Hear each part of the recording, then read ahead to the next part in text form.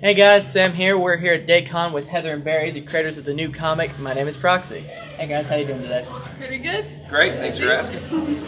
All right, so just to start off the interview, we know in the Q&A section of the back of your comic, we talk about how you two met and how you decided to get started. But what was it that made you want to do a comic book?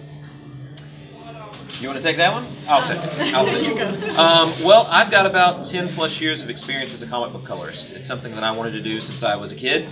And since I already had that background, and Heather, who's a phenomenal artist, hadn't really had a lot of exposure and experience doing sequential art, we decided that, especially since doing an animated film is a huge undertaking, that we would do a comic book. Very cool. When I was reading the comic, I noticed a lot of stuff that reminded me of other things. Do you guys have any influences, any sort of people that inspire you to do what you do? Yes. Well, the original premise of the story, I guess, the seed that got it started, was based on a Grimm's fairy tale.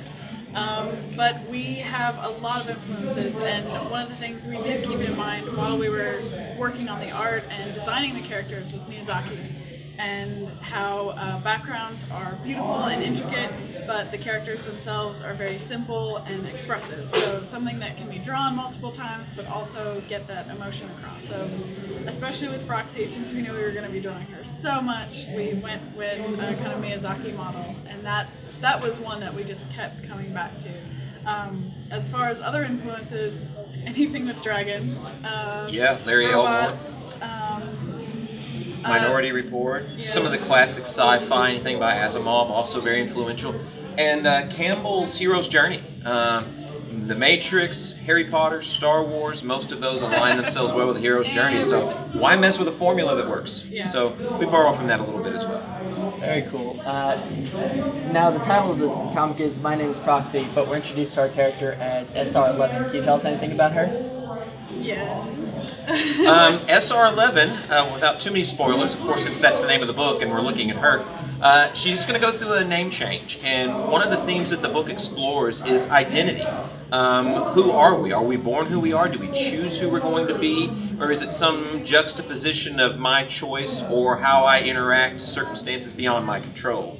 And so we throw SR11, aka Proxy, into this world where immediately she doesn't fit in. And ironically, the very job she's supposed to do turns her into the machine that no longer fits in. But yet to society, the society that she lives in, because all the human society is gone, but in her society, that's unacceptable. There are rules to follow, but by default, she doesn't follow those rules. Very cool, very cool. SR11 is search and recovery, and she's the 11th generation. So that's just her tag. But then Proxy is what she names herself. What she names herself. And the SR search and recovery, that's her function. She goes through what's left of the earth and tries to recover human memories, human experiences, pretty much anything that helps her fulfill that protocol of perpetuation. Very cool. Outside of the idea of identity and how we fit in society, are there any other stories or ideas, messages that you're trying to bring across with your story? Anything you're trying to tell your audience? We didn't want to be too controversial. We didn't really have like an agenda. We actually shied away from telling exactly how all the humans die, and that's in the first few pages, so that's not a big spoiler. But it is environmental, but we didn't want to somehow make that an environmental issue and turn people away that way. So all we knew is that we wanted a strong female character, because I was like, that is one of my requirements. I read a lot of books, watch a lot of movies, and there's always a lot of cool, strong male characters, and I just wanted like a girl. So that was like my one little premise. But we had, I don't know, identity was a huge thing for us, how memories play a part. What part of you is your memory? And the original story is based on the Rose, and it's a story that deals with death. And so we knew when we chose that source material and started adapting it, that this book was going to explore mortality. And then thinking about a robot, how does that apply to a robot? And I guess if we had a theme, it might be that sometimes things just happen. They just happen. And we live in a society today where everyone wants to point a finger. It's the left's fault, it's the right's fault, it's this group's fault, it's that group's fault. And we wanted to create a book, a story where, this is the environment, things have gone wrong, and you have to pick up the pieces. and salvage what you can and move on. And life goes on unless you choose for it not to. And so throughout the series, as it grows with the future issues that are going to come out, we're going to further elaborate on that idea of trying to place blame where maybe there is no blame, and how to reconcile when it's the world that's kind of turned against you. Very cool. You guys, when you were bundling your sets for the convention, had these really cool, hold one up here, these very cool outline kind of design cards that came with it. And you said that you were very big on explaining the process of everything. On your Facebook, you have your videos of how things came to be. Do you want to tell us a little bit about that process and kind of how you guys make the world that is My Name's Proxy? It really is a collaboration in the truest sense of the word. We, of course, met in art school, where you're looking at each other's work and critiquing it all the time.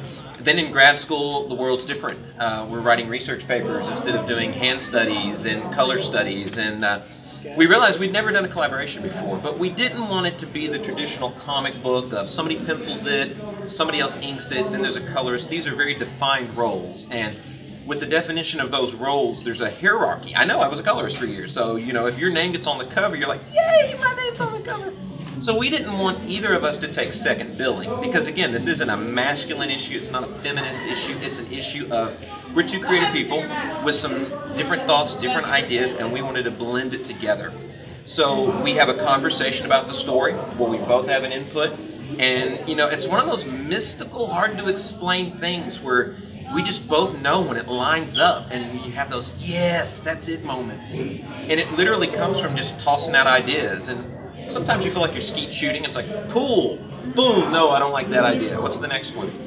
But it takes a lot of respect. It takes a lot of respect, and sometimes we've taken turns being critical with the other's work, especially when we're being rushed, when there's a deadline or we've got 10,000 things going on, and there's not a lot of time to talk about the things that are going right with a piece. But some of these drawings that we've done have taken 20, 30 hours to do, and then when your partner's saying, this isn't working, it hurts your ego. I mean, it hurts.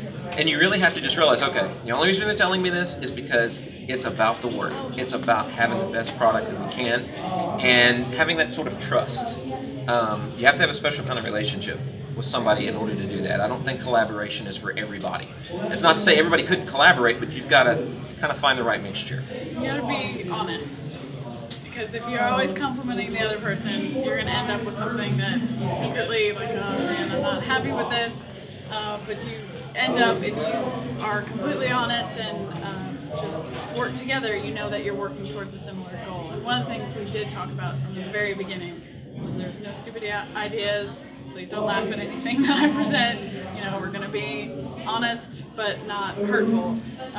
So when we first started the story, they're like, okay, robots, dragons, throwing out a bunch of stuff.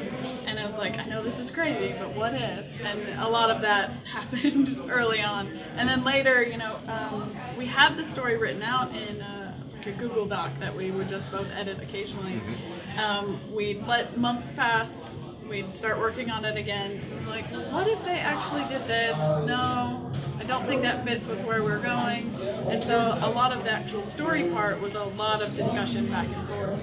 As far as the art, the little drawings that we've done, he will do a visual script and kind of rough it out, and it'll be in a range of really, really rough to completely penciled, and all I have to do is ink it.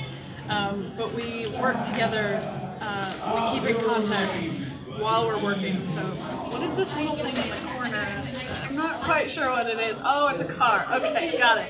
Or I'll ink something, and then he'll come back to me like, no, I wasn't thinking that, or that building is not the right building from the last scene. And so it's a lot of back and forth. But we discovered, and it took a while. I mean, this process, it's not like we just stumbled upon the magic formula. It has taken a lot of trial and error. And we've realized that the earlier and more often we can show each other the stages, the better the end result. Communication is all about the exchange of messages for shared meaning. And when we align, when we realize, okay, now we're going in the same direction, banging on all cylinders, I think is the phrase. Then we know we're going somewhere, and there's not a lot of redoing, because you lose so much time when you have to go back and redo. And it's happened. I've had to redo colors, she's had to re-ink stuff, we've had to redraw stuff, and the earlier we can start communicating in this process, the easier it is. And then once it gets near the end, I take on more of the traditional role as the colorist, and then she takes on more of the traditional role as the letterer, and then we get to edit, and that's fun. And that's where it gets really brutal. I would tell anybody that's doing this on their own, you need to surround yourself with people you can trust that will give you honest advice, and let them test read the thing. And we grew up with cartoons and movies and books, and the deception is when you get this product, you just think, oh wow, how did they write this? Well, it's a process. There's drafts, and who knows how many chapters of Harry Potter ended up on the cutting room floor, because it can't all fit. And one of the things we're hoping to do with this process, and I think one of the pages in the book shows this, is to hopefully instruct and teach and to tell aspiring artists and creators that, there is a process and failure is part of success. And that sketch that you held up a minute ago, that's a concept drawing that Heather did of a cover, and we haven't used it yet. I hope we get to, because it's an awesome piece of art. And to make sure that it does get out there, we thought using it as a promo piece was at least some way of letting people see kind of the road we've taken to get here. And fittingly, it does look like it leads to Oz. Yeah. So outside of the being open to criticism and being trusting the people who give you these opinions and thoughts on what you let them read, are there any other thoughts that you have for aspiring creators, people who want to make their own comics, their own art? Just any information that you can give from somebody who's been there? Just do it, I guess, if we can say that without copyright issues. We have been trying so hard to get this done over, I think it's been 6 years now, and we would keep letting life get in the way. We kept self-criticizing ourselves. Tweaking the process, rearranging how we wanted to do this. I mean, it went from traditional black and white graphite to being nothing more than an illustrated adult children's book to being a comic book with a really painterly look. And then one of the things we did is we set up a deadline. We said, okay, we've got conventions and shows coming up. Now we have to do something. So finish it became our motto. Finish it. So one of the tricks was just set a deadline, and then you'll have to figure out how to get there. And at some point, you just have to say, okay, I'm done with this page. I'm moving on because I have to make sure that I meet that deadline. Otherwise, you're going to have half the book finished, and you're not going to be able to make that show or the con or whatever it is. And if you're stuck, start with some inspiration. We knew we liked robots. We knew we wanted a kind of a hero's journey. So we found that Grimm's Fairy Tale. We found a short story that we could make our own. Just like other people have redone Miss Riding Hood or Little Red Riding Hood, Cinderella, all those things. You take something that people are familiar with and you put your own twist on it. Add something that will make it yours. But also make sure you do something. Pick something that you're going to like doing the whole time. Even when it was kind of dragging, and you're like, it's some days it's work, and some days it's fun, but it's like, oh, I get to draw a robot today, and it's something that you want to make it your own, or else it becomes a chore. Even though I mentioned that the story lining up was almost mystical for us, doing a comic, it's not magic. It's a process, and if you pursue that process and don't wait for lightning to strike, eventually come up with something. We've kind of developed this thing, we call them the 4 C's. If you're going to collaborate, it begins with communication. You've got to know each other, trust each other, and respect each other. And one of the things about being honest is it also means when somebody does give you praise, you can trust it. It's not like your mom saying, oh great, it's going on the refrigerator. Mom, everything I do goes on the refrigerator. The other C is consume. You've got to consume what you want to make. That means if you're going to do comics, you need to read comics. And not just crap comics, good comics. Read the kind of work you want to make. Watch the sort of movies you want to film. Read the books you want to write. And then consume books about making books. So read books on writing, read books on drawing. And that leads to the other C, which is create. You've got to be creating stuff. So as artists, we have fine art backgrounds. We've spent time in front of models, in front of still lifes, drawing, and style takes care of itself. A lot of people worry too much about style, and if you worry about just learning how to draw and mastering those fundamentals, I mean, we've got sketch pads filled with doodles of just figuring out what Proxy's going to look like, how her gestures are going to look, what the world is going to look like. And then the final C is being critical. You've got to learn how to critique. You've got to learn how to look at your own work and the work of others objectively and figure out what's working, what's not working. Jim Lee, who's a comic artist, one of the techniques that he uses is he'll look at his work in a mirror. And a lot of artists do that. And when you look at it through a mirror, you're looking at it in a way that you're not familiar with seeing your own work, and you can better identify proportion issues, perspective issues, anatomical issues, line weight issues, all of those things, because it's like you're looking at the work for the first time. So create, consume, critique, and communicate. Very cool. Final question, is there anything you just want to tell the internet out there, fans of the comic, people who should be fans of the comic, anything at all you want to put out there? Please support us. We would love to tell our stories and make this it's a dream to do this as work. We don't really care about making a whole lot of money at it, but if we can eat with it, that would be awesome. We want to tell stories, we want to tell this story, and we want to tell other stories. So we want to collaborate with fans, we want to get it out there, so share as much as possible. We want fan mail and fan art. We want to put those things in issue 2. And we want people emailing us. hbcollaborations@gmail.com is a great way to reach us. You can also, our website, you can find us there, hbcollaborations.com.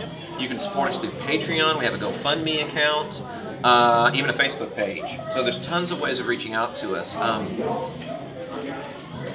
Teachers, you hear people talk about, I want to teach so I get summers off, but yet summer is never long enough. So you've got to want to do this because you want to do it, because it's just in your blood, it's in your DNA. In a lot of ways, Proxy is us. It's something that society has created, but yet society then looks at you and says, you need a real job. Well, we have real jobs, but we also want to do this job too. And you need to find a way of doing that. If you're waiting for the perfect set of circumstances to occur to enable you to do work, you will never do work.